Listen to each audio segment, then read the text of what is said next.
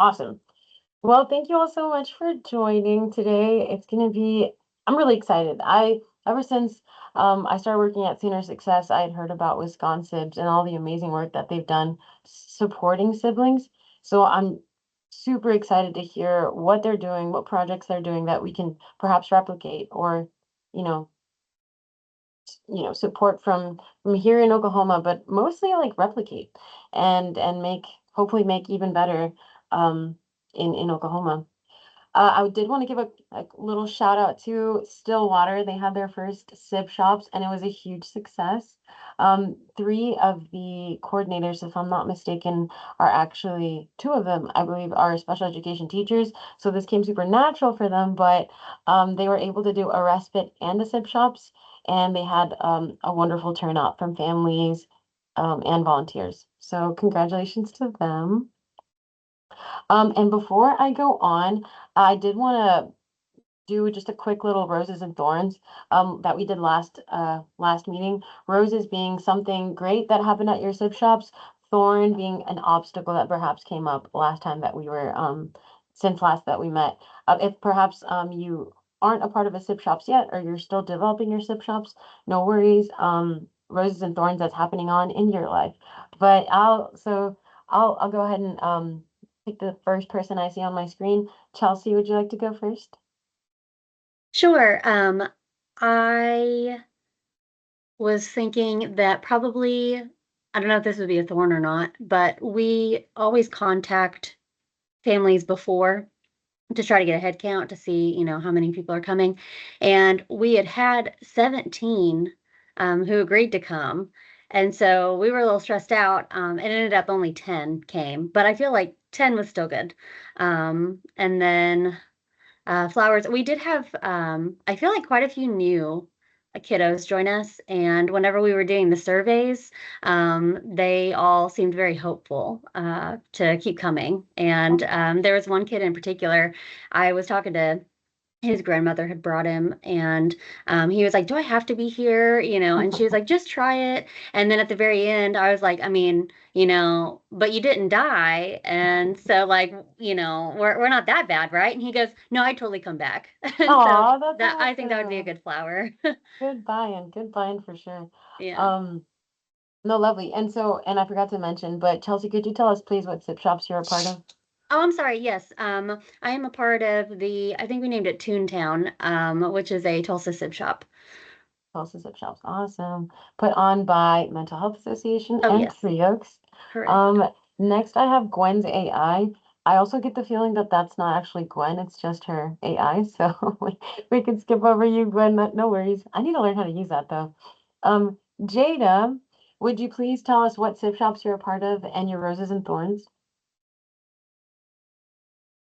I don't even know what AI is in this context. I am Jada. I am a facilitator for the St. Mark's Church in Bethany, so I guess Bethany metro area, Mhm.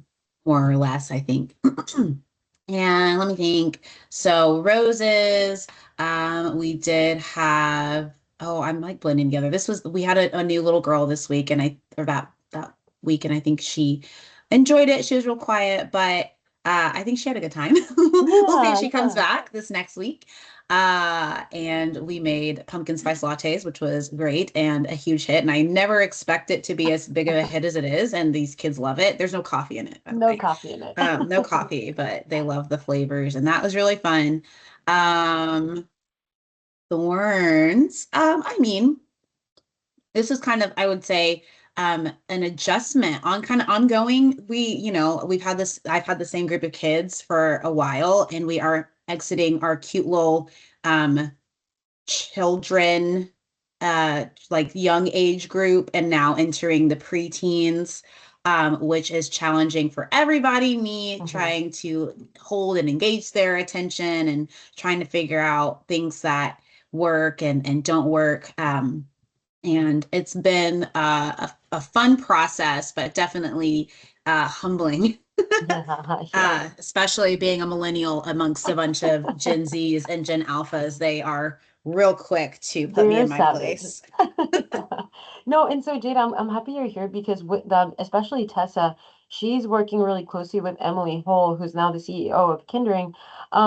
She's working really closely with her on like teen development and kind of moving towards more like teen supports. So please ask your questions once we do our Q&A, like what we can do to develop more of our sip shops for or target them more for our teens. So thanks for being here, Jada. Yeah, of course. Okay, Jessica. Hey, Jessica. Please, if you don't mind telling us your name, what county you're interested in having a sip shops in, and for your roses and thorns, how about we do roses, what you're excited about, thorns, what's something that you're perhaps worried about? Go ahead. Oh, and you're muted. Sorry. There we go. My name's Jessica Wright. I currently live in Goldtree, Oklahoma, like on the outskirts of Enid up here in Northwest Oklahoma. I'm originally from Texas. I'm a special needs mom, so my son is level 3, profound autistic, nonverbal. When we lived in Texas, we lived in a DFW area, so very metro, very urban. Lots of things to get into, lots of things to get involved with. There's just like a big special needs parent community, and we had a lot of different events. And when we moved up to Northwest Oklahoma, it just seemed like it was kind of lacking up here as far as like inclusivity and getting it out there in front of people and bringing families together, and like that's the whole support aspect of it. So I kind of reached out to a few people and I ended up here with you guys. So I'm hoping that we can get something started up here for Sib Shops.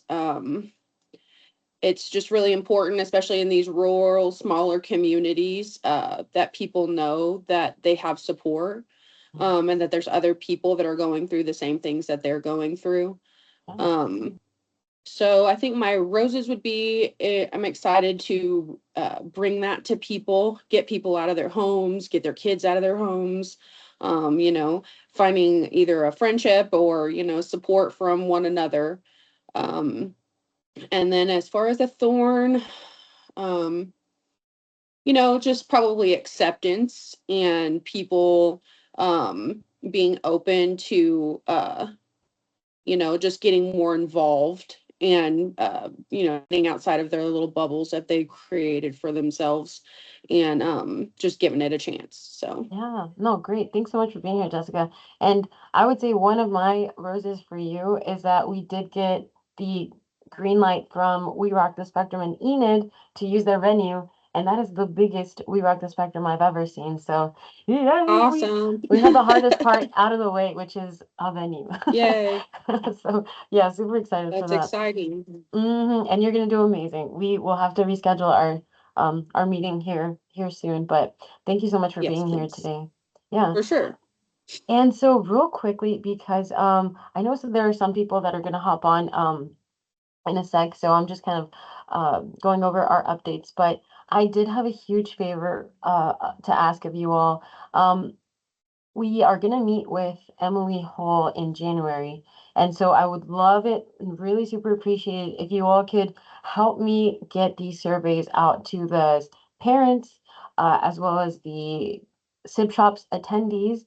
And also, they have a survey for facilitators. And so the hope is that after we get all of our Sib Shops to participate in the survey, we'll go over the data with Emily in January and just kind of see what's her advice for some of the maybe barriers that we are seeing across the board. Just give you an opportunity to ask the main person, uh, what we can do to support our Sib shop. So there's that. I'm also working on a paper form of the survey for Sib shops. I just know it's going to be hard to ask everybody to get their phones out and do the survey. So I'm doing a paper form that I will bring to St. Mark's. Are you guys are done for this year, right, Chelsea? Yeah.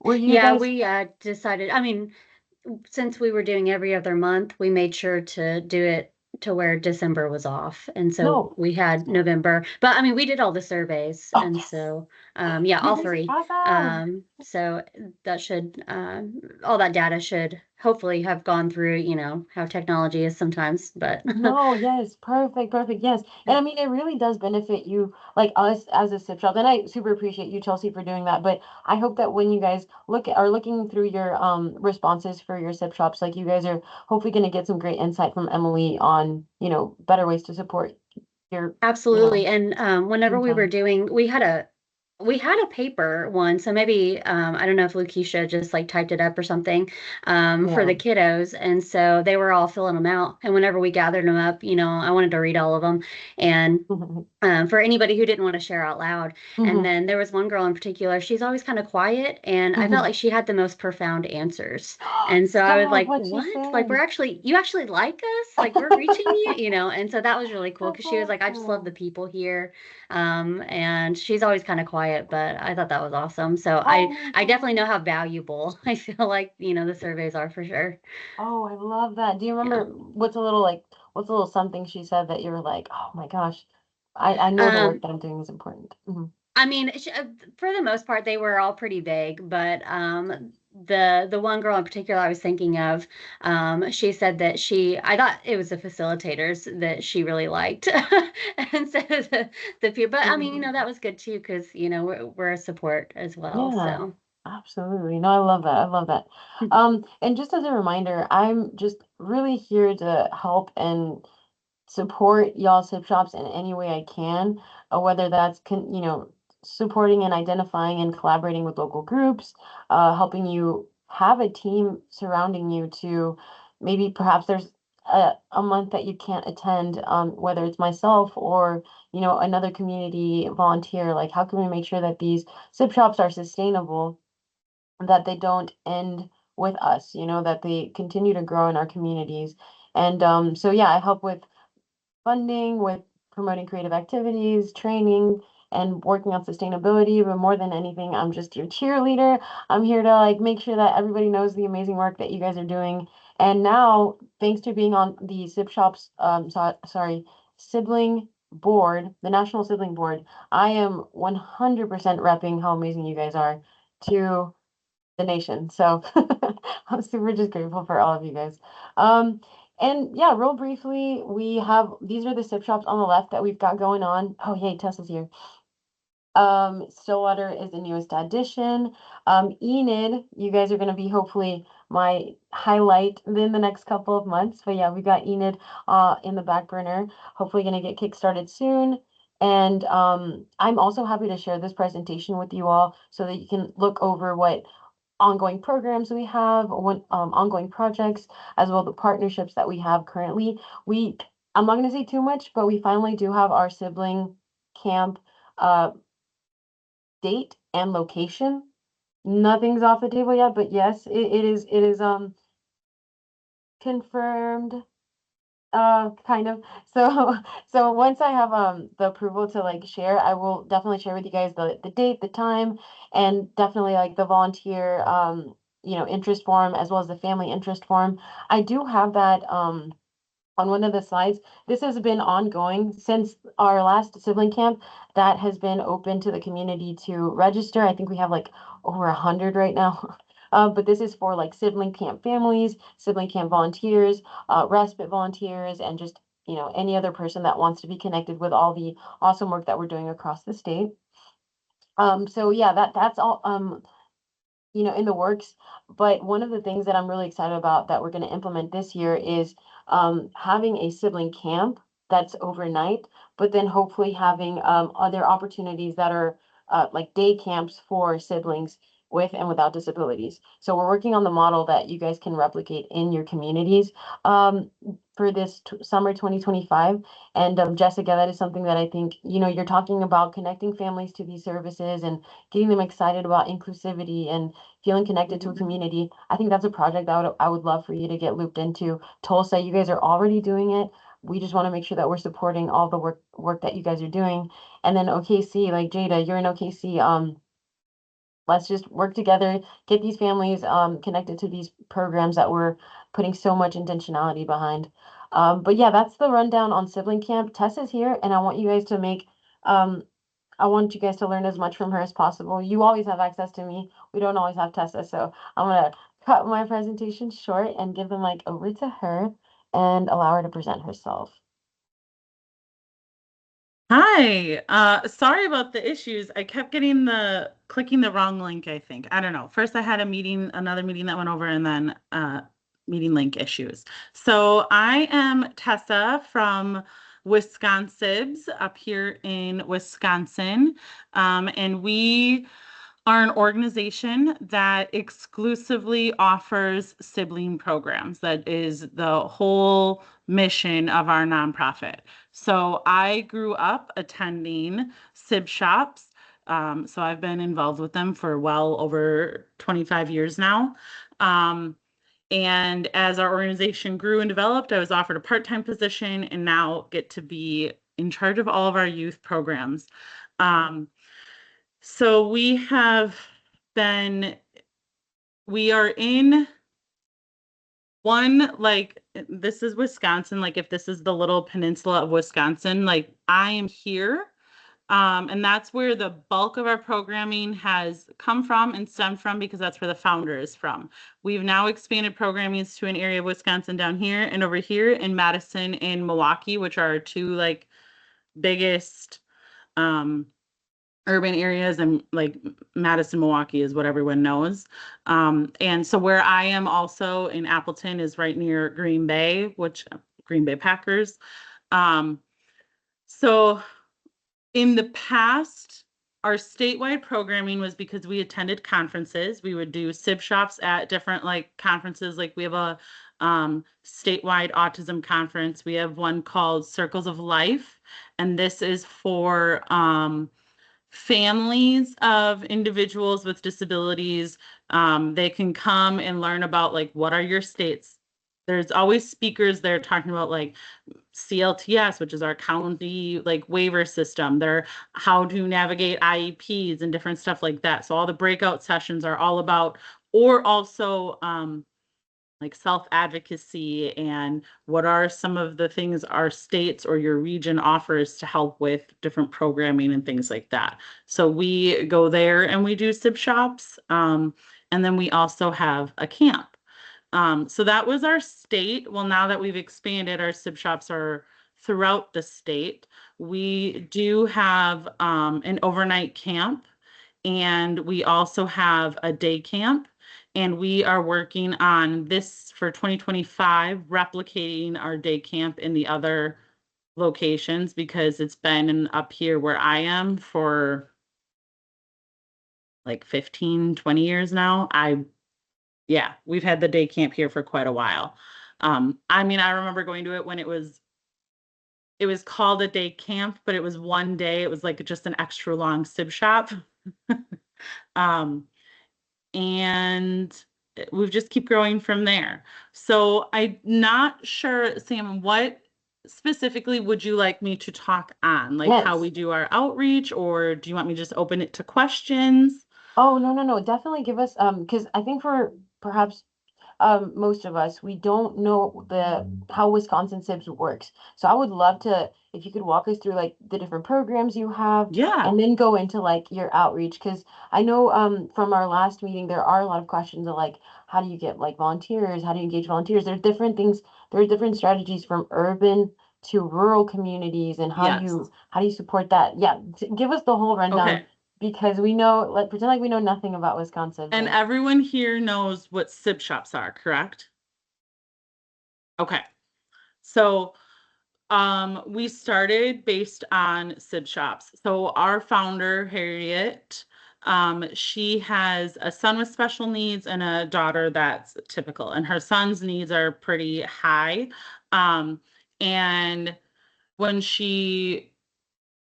when they were younger, just like many kids and many families that I'm sure you guys all see, there's always programs and supports for like the family as a whole or for the parents. And so they kind of had some support groups with that. At the same time, his is a genetic condition that is not like, there's not a Down syndrome awareness or an autism society for his disability like there is for some of these other ones that we have now, because those also did not exist then. And they were playing outside one day when her daughter was like 6 or 7, I think. And her daughter goes, Mom, what's going to happen to Philip when you die? And she was like, what? Very taken aback by this question. And it just kind of made her realize, like, well, shoot, my daughter thinks about and has thoughts about that stuff too. Like, is there anything out there? How do I talk to her about this? What is there? And she was out, her and her husband were at a Barnes and Noble, and she found, she saw the Sibshop book. She was just looking for some other stuff about disability support, and saw the book, and she sat down there in the Barnes and Noble and read like half of it right there in the store, and was like, that I need to figure out how to get this in my community. And she has been very prolific in expanding Sibshops nationwide. She's spoken to some of the groups from Japan. She was actually in the forward of the most recent version of the Sibshop book that came out. She has a very close relationship with Don Meyer. So that is our founder. So we had a really great person to found our organization. And it just kept growing from there, right? So because of some of the other supports that we have in our community for special needs, is how she found other Sibs to participate, and parents, and invited us to participate in the first Sib shop. And we would do them, I think they were like quarterly or so at first. And then we realized, hey, we can do this once a month.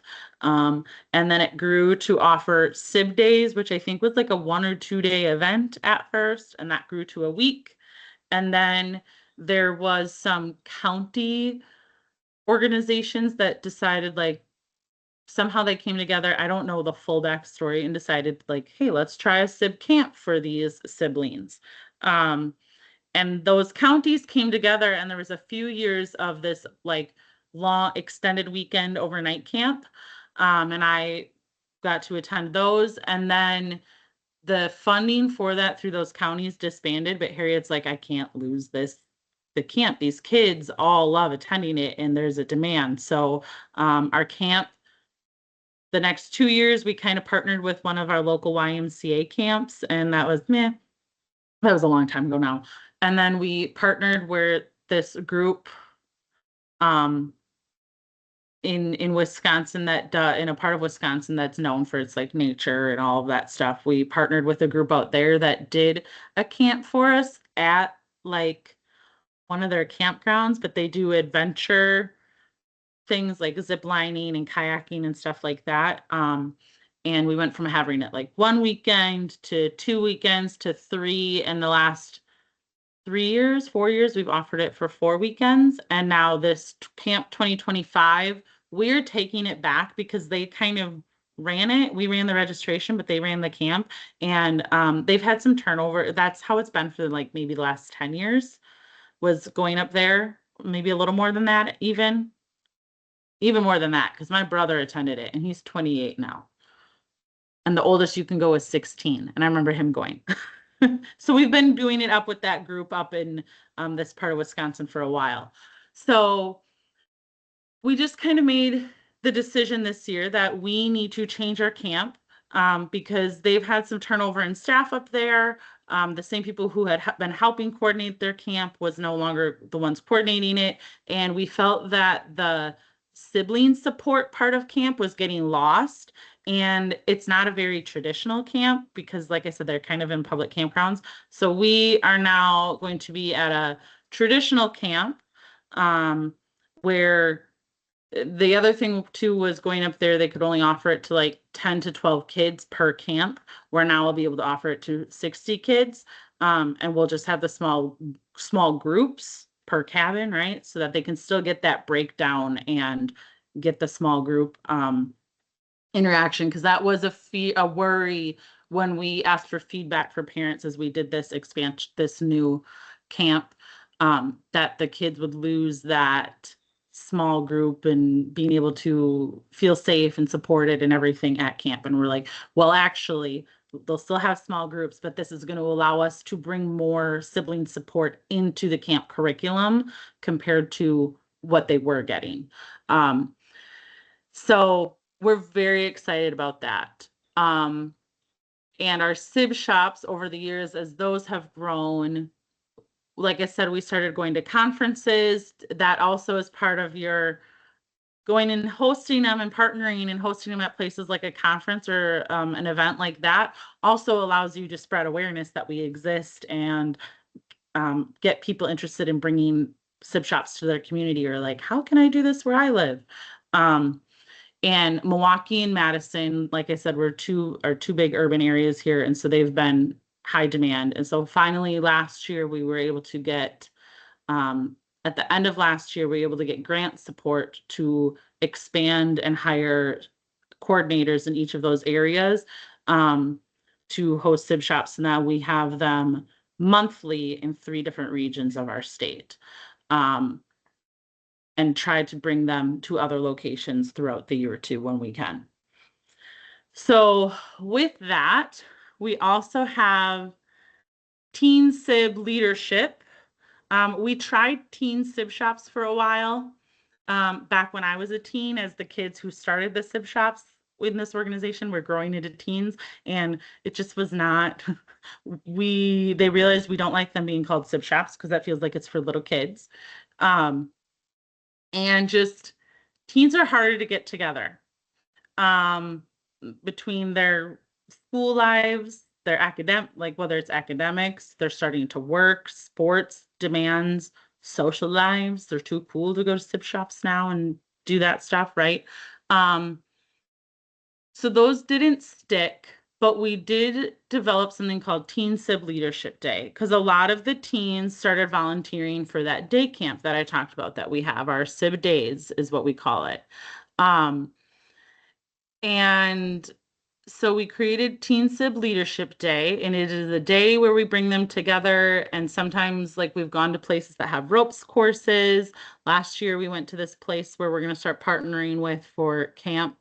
And they got to do like a challenge course. They got to do a mud run and all this different stuff. But we also talk about and work on developing like leadership skills, whether it's like those team building games.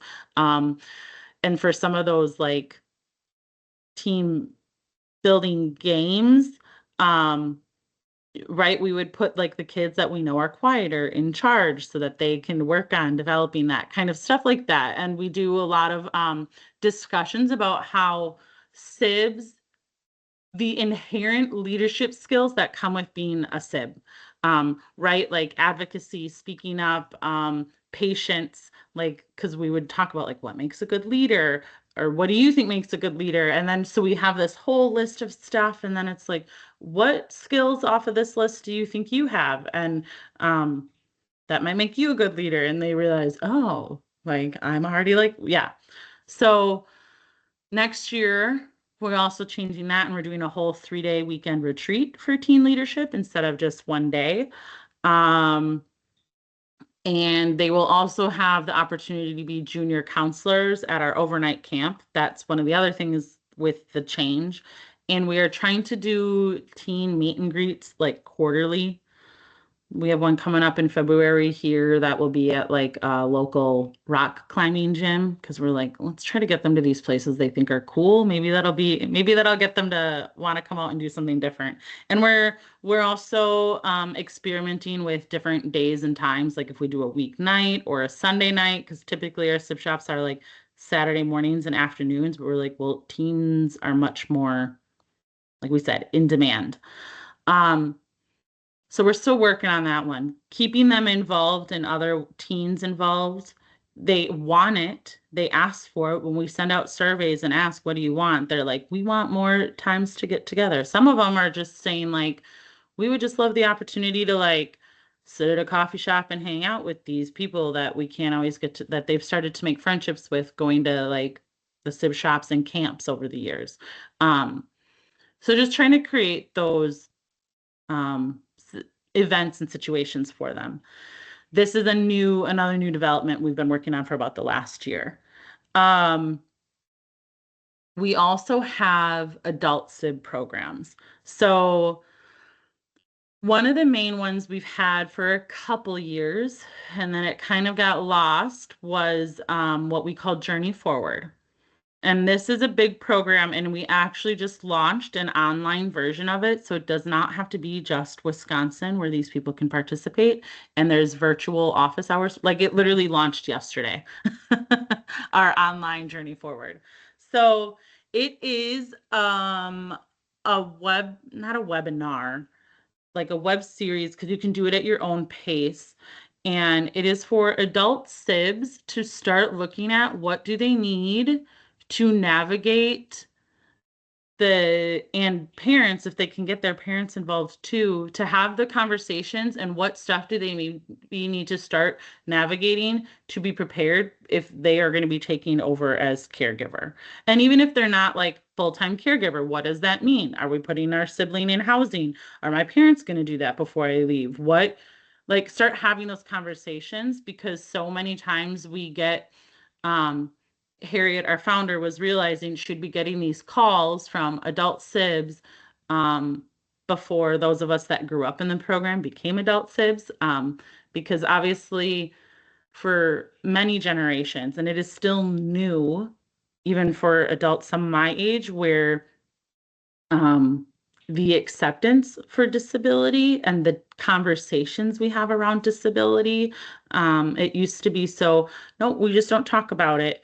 Or this is mom and dad just take care of everything, and not really realizing the sib needs to be involved, or the expectation without conversation that the sibling is going to be the next person to take care of their child with the disability when they are gone. And then, but there's no conversation ahead of time. And next thing you know, something happens to mom and dad. They get too old to take care of them. They pass away.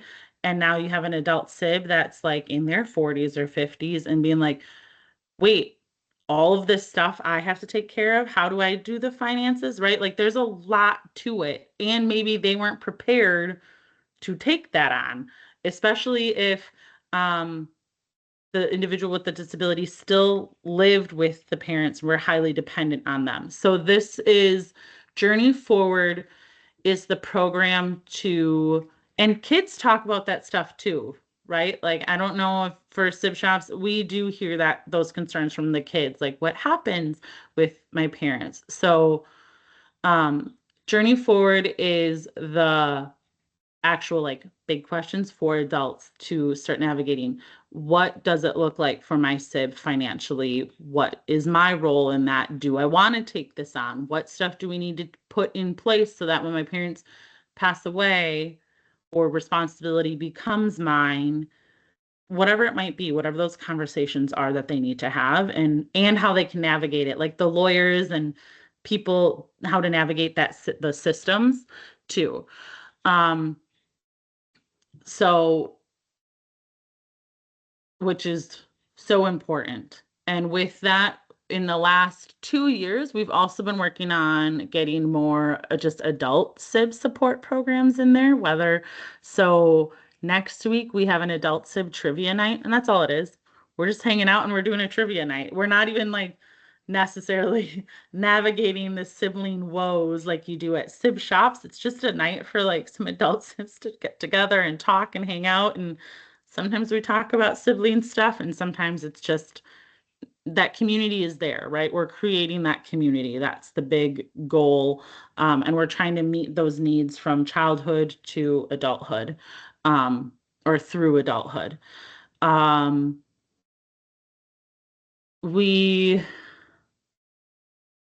So we have a lot going on here at Wisconsibs, as you can tell. Like I said, our whole organization, that's our goal, is sibling support. We've also recently, just in the last 2 months, 3 months, have been working on creating parent connections. So this was something we talked about with Emily Hall yesterday. And this comes into advocacy and outreach, I think, too, is reaching the parents, because how many times do parents don't even realize the need for our type of programming, and how to navigate. Like, we Sometimes it's just talking about sibling supports. Sometimes it's talking about concerns their kids might have that they don't realize, and allowing them to also have those discussions as parents and how they navigate those conversations if they do have them, or us just giving them tips of how to navigate some of that stuff. Like, so we had, in one of the most recent ones, I talked about that whole, oh yeah, your 7-year-old, your 10-year-old is probably already thinking about what's going to happen to my sib, is especially if the sib is high needs, when you're gone. And they're like, my daughter did say something about that recently, and I didn't even like think it was a thing she would talk about. And I don't even know where to go with that. I was like, well, we have the program to support you when you get there, but also like have the conversation like for parents that don't expect it. I mean, I try to say it nicer than that, but that as a sib myself, that is the message I try to get across is don't expect that your child without a disability is going to be wanting to take care of their sibling with a disability, or maybe they're willing to, but in what capacity? Not the same way you do as a parent. And breaching those conversations with them to think about while their children are still young so they can navigate it better later, right? Because that, and just navigating other things like, hey, it is okay for your child to feel embarrassed by their sib. My mom gets embarrassed by my sister. Um, right? Like there's probably times as the parent, I know as a parent, even with like my 3-year, when my kids were little, I do have a son with autism, but he's fairly high functioning. But if I have a 3-year-old even who's losing it in the middle of the store because I said no, that's embarrassing, even though it's pretty typical 3-year-old behavior. Well, now when you have a 30-year-old in the store getting mad about something stupid and she looks like an adult, that's embarrassing. My mom feels that. I feel that. So, or your kids now as they get older, like this is the big one. A lot of parents are like, oh, right. They're as the kids start getting into like that 9, 10, 11-year-old stage, we have this conversation with parents.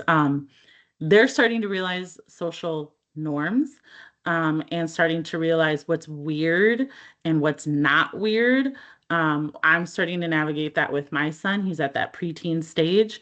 And one mom recently told me, she's like, yeah, my son, I did not realize, gets mortally embarrassed by how often his sister says hi to every single person they see.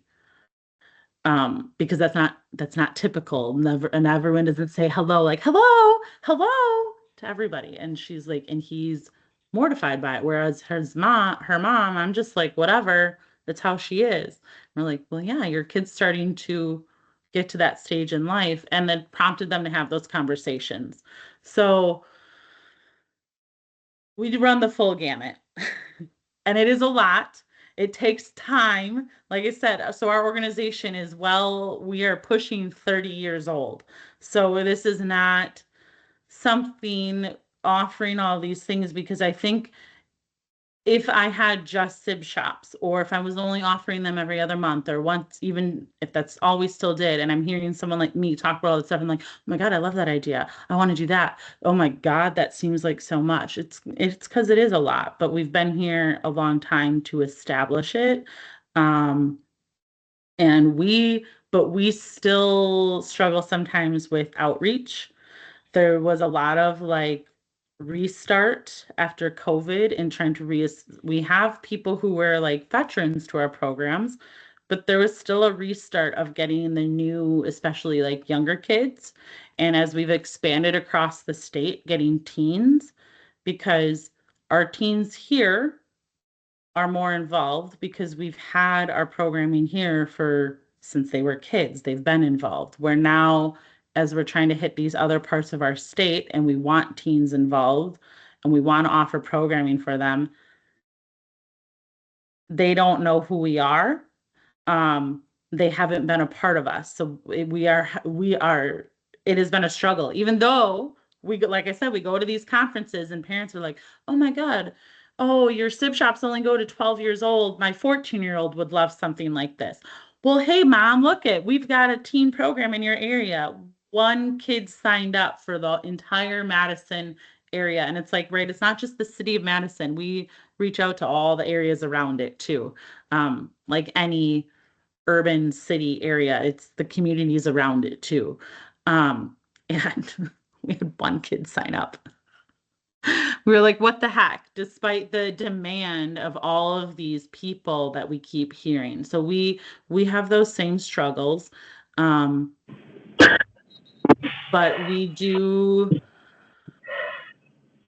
I think for outreach, like we go to these conferences, we go to our local community events whenever we see like a local like Down syndrome awareness walk, or we have something here called I don't know if this is a national organization or not, Miracle League. It's like a baseball softball group. So Yeah, we our have one girls, too. It must be We have it here. national. yeah. So Milwaukee and Madison started going to their local Miracle League games to get kids, and they found volunteers there too, because some of the volunteers working those. One of our coordinators recently went to, for volunteers, went to the local medical college that is in her city or in her area, and was able to find students who are going to school for like psychology. They have like a club, and they all were like, oh my God, we want to do this. They came, and sometimes those are sometimes the ones that you get, like they sign up once and they don't come back again. Well, they've now volunteered for like 4 sip shops for her. So it is sometimes having to look in those places you wouldn't always think to look, especially for volunteers. That has been the new way we've been trying to look at it. Where can I go?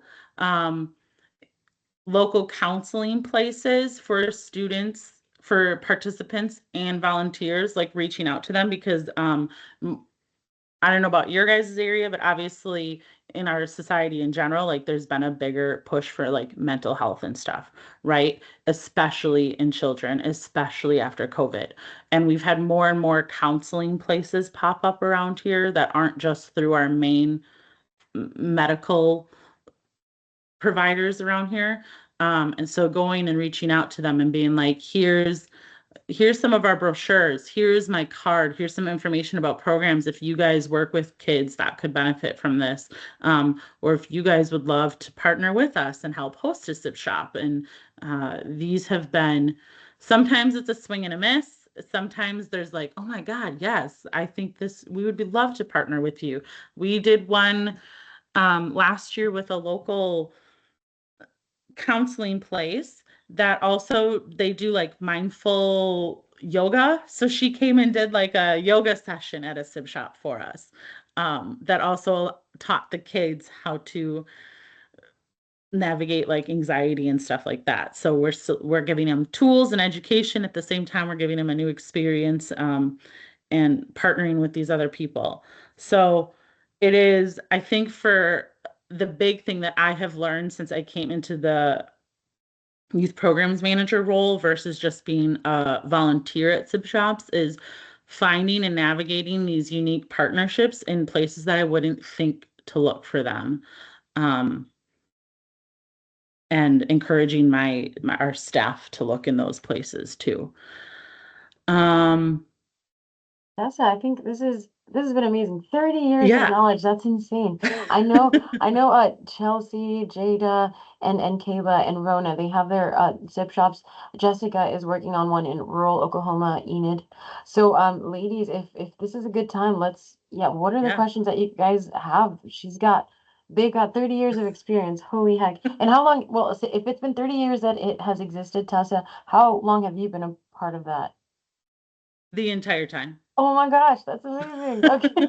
That's why I was like, wait, we are closer to 30 because I think I started when I was 8, Mhm. and I'm going to be 38 in February. Oh my gosh, that is crazy. Yeah, you were there from the beginning. Well, yeah, Yeah. ladies, feel free to ask your questions. If we start to lag, I know I have some, so I'm gonna let you guys go first.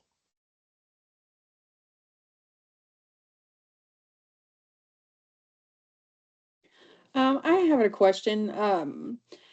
What outlets do you guys like to utilize to like get sib shops in front of more people?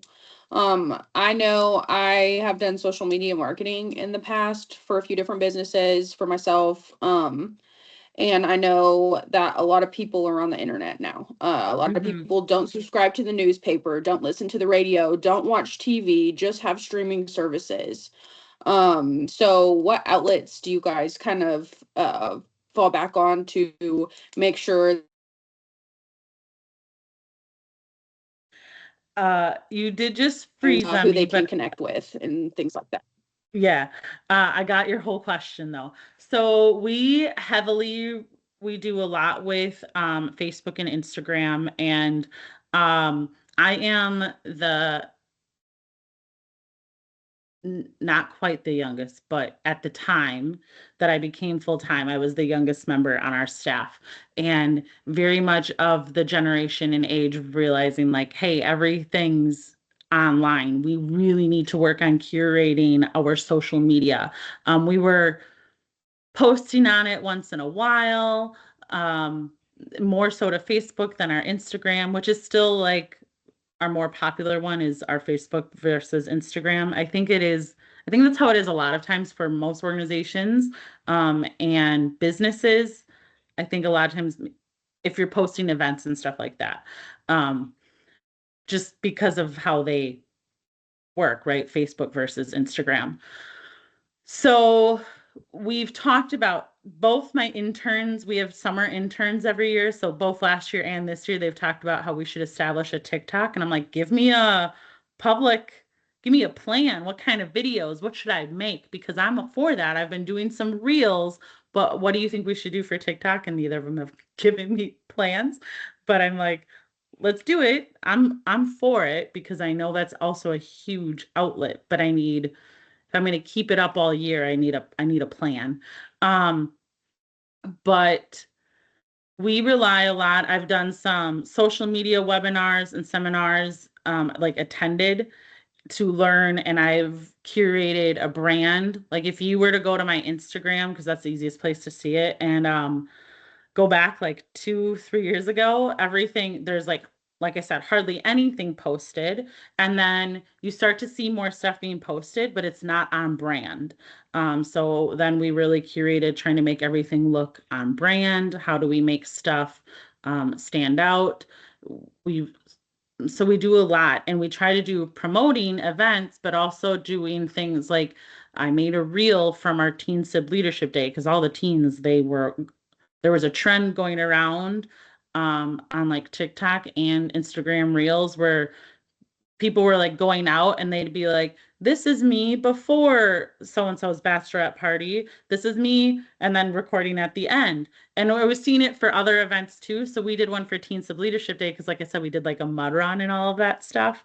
So we did like one before and one after when they're all like just muddy and dirty and nasty, but that is getting us seen, right? Like it's not it our social media shouldn't just be promoting our events. It can be things like that too.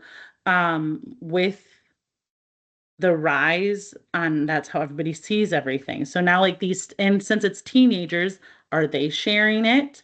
Like if they were in the video, and then who on their page sees that and realizes we exist, and hopefully other people because they're reels and they're public, and when you're scrolling you see it. We also do an email newsletter. We do still send out a paper newsletter, but we also email. And then, like I said, we go to these community events and we have brochures, we have flyers. We've really started, our brochure used to be, we have our standard brochure that tells who Wisconsibs is, but then we have one for Sib Shops, and it would have like the list of dates and here's a website where you can go sign up. Well, this last year I turned that schedule into a QR code so that anyone I hand out that brochure to, where especially since we expanded across the state, wherever I go in the state, when they scan that QR code, they can see all of the current registrations that are open for around the state for different sib shops. And it's then updated every month when new sib shops start opening and whatnot. So then that way I didn't have to feel like I needed to print new ones every couple months or every year, especially as now we were offering that like I said, we started offering them every month in 3 different regions. So social media and learning how to cultivate that social media to meet the is major, I think. But also just getting out there, getting to those events and putting faces to the program. That I think is huge. I know we get people via social media. We try to do educational graphics and videos every so often too, like what are sib shops, what are our programs, why do sibs need this stuff, and but just the big one's just getting out there. I think that's our biggest one, is going to these places and telling them. Even and now the day and age, like you can do a call. Like I don't have to go to every single place and have face-to-face meetings. I can have a 10, 15, 20-minute meeting via virtually like this and get it out there. Yeah, lovely. Thank Does anybody you. else have another question?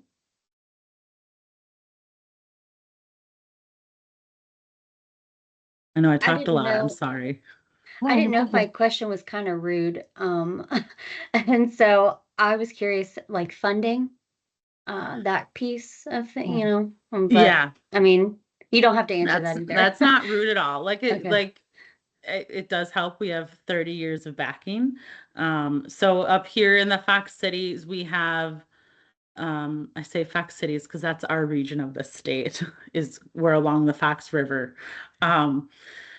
So we have 2 huge fundraisers. I shouldn't say huge, but bigger fundraisers, like in-person large events. Like we just had our fall one, which was a murder mystery dinner. That was our first year doing it as a murder mystery instead of like just a traditional fundraiser, and it was a hit. And then we have another one in the spring. And then we do like small ones throughout the year. And we have a grant team. We have a really great grant team. I mean, even us right now, even though we've been around so long, that has been with all this expanding that we're doing. That's a big thing for us right now, too, is getting funding. And everywhere you write for grants wants to pay for the program, which is great. They're like, but this can only go towards the sib shop and like your supplies and your things for the sib shop. And it's like, well, I need to pay staff to keep these sib shops going. I need to pay for these other things. Getting the general funding has been the hard part, which I think is the case for most nonprofits and programs like this. But we also do for our families. I don't know if you guys have this, like we have 2 local like fast food restaurants here where you can do a like nonprofit night. That night, any like a certain percentage of the orders of people that go there to eat that night you'll get a check, right? They donate you a certain percentage of every order that night. Or if someone comes and says, "Oh, we're here with Wisconsibs."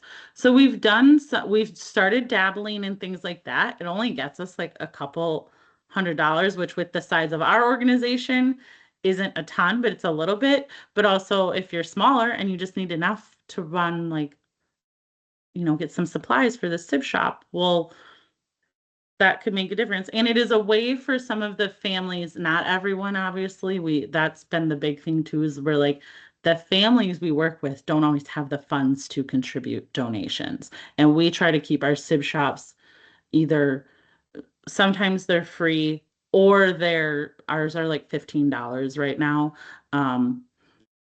Families can submit for county funding for them actually as a caregiver support. So I don't know if you guys have that kind of thing in your area, but something to look into, like how the counties can code for that kind of stuff. But because that also kids can use that to attend our camps to pay for camp, they can use that county funding. So, and we recently did one of those survey. Have you heard of those? Like the surveys where people can submit answer surveys. It takes them like 2 minutes and they can answer so many, and they don't pay anything. They fill out these surveys for like different businesses, and the place that we did them through a company called 100X. 100X sells the responses to those surveys. So not your information, just the responses to the surveys to those companies. And then they get funding and they can donate that to you guys. And that was a way for us to be like, hey, everybody who, like, we actually had a pretty good response with that because of all the families that they're like, well, I can give 5 minutes while I'm waiting in the school pickup line and answer some surveys and earn a few bucks. Interesting. Have you, Yeah. so 30 years of experience, in 30 years of experience, do you think it's better to charge families for SIP shops than it is to just allow them to come free? We started to realize that yes. One, like I said, funding. We needed to reciprocate, start to get some costs. We couldn't cover them completely out of pocket because like $15 a kid for half the places we go and the things we do does not cover the You're cost. taking them to places? Sometimes, because we don't have we have an office, but we don't have a facility. Gotcha. So we tend to go like to our local Ys and libraries and stuff like that. Or like we just did one at a local school that is meant for individuals with special needs, and they have a really cool like pool and sensory gym. But their parent group invites us to do it for free every year. Oh. But we do go to like a local sensory gym. We have to pay for that. Gotcha. And stuff like that sometimes when we do some of these special ones. And we have offered, like if it's through a special event, our Christmas one that's coming up in one of our regions, she's able to do it for free because of this group she's partnering with. Our holiday event that we're doing this year, we're able to do for free because we're partnering with a new group for it. But the kids that actually show up, if they pay, right, they've committed to it financially now, that they're more likely to attend. And if a kid can't come, we always offer, well, like if the parents ask, we will refund, but we also say, or would you like to use it towards the next Sib shop, instead of refunding you? And they're like, oh yeah, do that. Not always, but a lot of times, which we're always like, yes. So they still want to come. They legit were actually sick or had something come up this time. Okay. So that's just kind of what we have noticed, especially when we offer, sometimes you can pay by credit card or by cash. The no-shows are more likely to be the kids who offered to pay by cash the day of the event versus the parents that already paid. I love it. Ladies, is there any other question? Are there any other questions that you all have? No, yeah. Kayla, do you have something? If not, yeah. Okay, so this is hard. So where I'm at in the rural area, we have a lot of poverty out here. And so I partnered with We Rock the Spectrum Gym, and we actually get to hold our Sib shops in their gym for free, so we don't have to pay for the facility. But I can't get myself to charge these families to come to the event because of the situation. Right. And we've like, because ours have had to go up over the years. I think they used to be like $5 a few years ago. They were 10, and we recently had to go up to 15.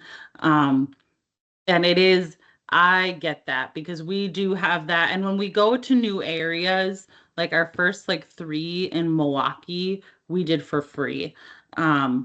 Just one, to try to encourage people like, hey, you don't have to pay, please come. But I mean, it doesn't have to be 15. It could be $5, or it could be a what do they call that? The at will giving, something like that. We've also had the discussion, we haven't established this yet, but one of my coordinators recently presented it to me, that what if at checkout we give the option for a family to be like, pay for yourself, and would you like to pay for another family? Or would you like to pay, kind of like that, pay it forward? Like, do you have because we do have some families that attend that are very well off. And then we have families who are living on Social Security incomes, and we do offer like scholarships too, if it really is that tight. Yeah. But I haven't found it to be a hindrance too much for people. Okay. I think we would feel, I mean, at least for me, I feel comfortable asking if there was more buy-in. Like, I think if we get the right people to, once again, like get connected to SIP shops and be benefited by SIP shops, I think we'd have those people in handfuls. But I just don't, it's hard to ask somebody to donate for something that they don't even know about yet. So we have a long ways to go still.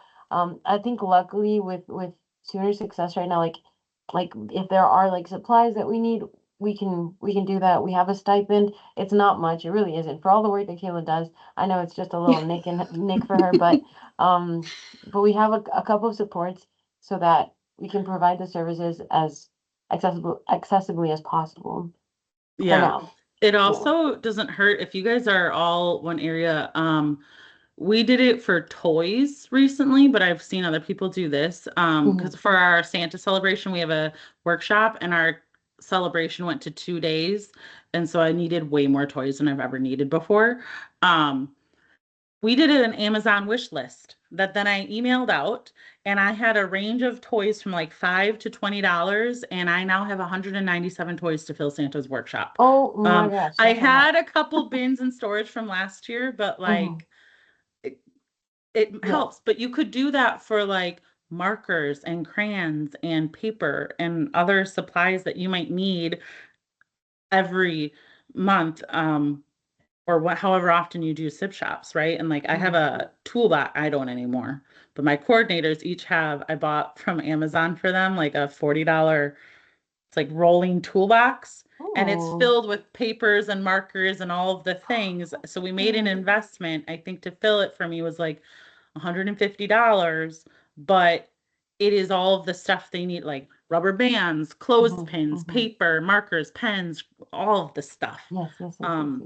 Ropes for all the different types of games and things. And so it's just but you could do that and get those like in-kind donations. Because I know sometimes for me too, it's hard to be like, oh, I can't give $50, but you know what? I can get these couple packs of markers. And then since I know what it's actually giving, I feel a little bit better about that.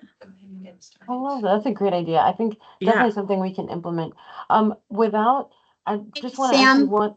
Yes. Would you be able to share some of the other information with me? I had another meeting that started at 1, so I have to jump off of here.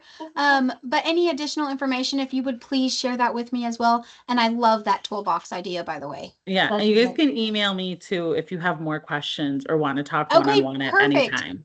Do you mind putting your email in the chat, Tessa? Yeah.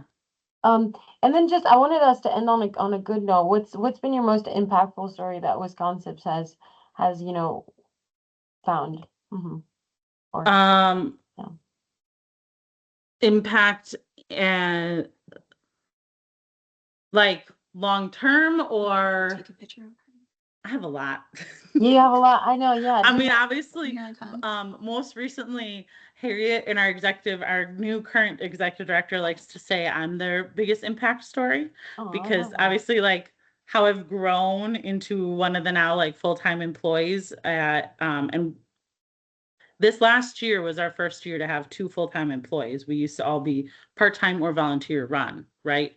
So we grew from a staff of 1 almost full-time employee and 2 very part-time and all volunteers to now we have 2 full-time and like 6 part-time employees. So success and growth, and the way they say that as impact is like how much the the amount of people like teens and adult Sibs who are still involved in volunteering to help run Sib shops or attend our events and whatever it might be, like that I think would be our biggest impact, is seeing how these people as adults are still wanting to come back and be a part of our programming in whatever way they can, after being around so long. Small impact story. I have this like recording, but I don't have it accessible right now, of during one of our discussions, we were talking with the kids about like, why do you like Sib shops and whatever? And it's like in this we offer ours starting at 6 years old. So in her little 6-year-old voice, it's like, I really like how little kids do that, Sib shops, because it's a place I can come talk about my brother, and even if not everyone knows him, everybody here understands, and I feel okay talking about him here. And she is at almost every single Sib shop we have. And just seeing those kids, I have another like set of brothers that come, and from their first Sib shop and the way they would talk about their Sib or not be willing or being like, I don't know about stuff, to now, like after 3 years of consistently coming, the things they share and express. So part their age and maturity, but also because of the conversations we have, the things they've started to recognize as, oh, I feel proud when my sibling does this. One of the boys, I was like, oh my gosh, that's so profound. I've never heard you say anything like that. Those are my favorite stories, is the more you offer and you see these kids consistently come, the way it does start to impact and influence them, and they get excited to be there. I love it. I love it. Well, thank you so much, Tessa. I hope this is one of many meetings that you can join us Yeah. and instill your wisdom upon us, because we are super excited. I think we have big plans for Oklahoma, and we are definitely looking at Wisconsin as like, the guide. So I appreciate Yeah. you so much. I'm sorry. I hope I wasn't too overwhelming. That was a lot to share in just a little bit of time. And so, like I said, my email's in the chat. I am happy to talk about Wisconsibs and Sib shops and Sib programming anytime. Awesome. Well, thank you all so much for hopping on. Tessa, I did record this. I'm gonna stop recording now. I did record this. Would you be okay if I shared the recording with those that absolutely. couldn't make it? Okay, awesome. Absolutely.